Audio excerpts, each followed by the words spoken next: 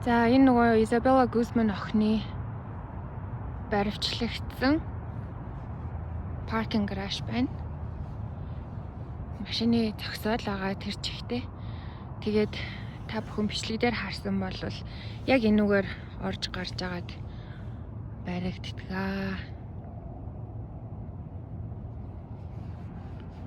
Харин энэ Колорадо мужийн Аврора гэдэг хотод ирснийх энэ хавар нэг дайраад гарыг гэж утсан. Сонирхолтой байж магадгүй гэж бодов.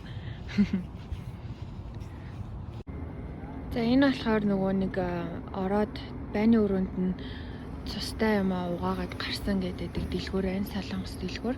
Тэгэд яг энэ барилгын яг арталт нь тэр нөгөө паркинг машины зогсоол нь байсан.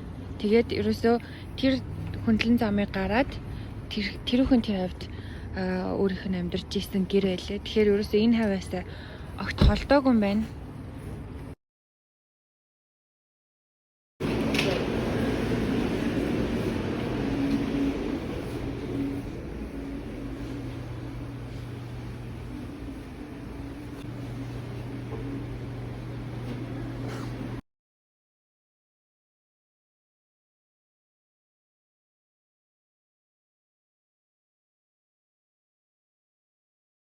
I was abused at home by my family for many years. My parents are Jehovah's Witnesses. And I left the religion when I was 14, and the abuse at home worsened after I quit.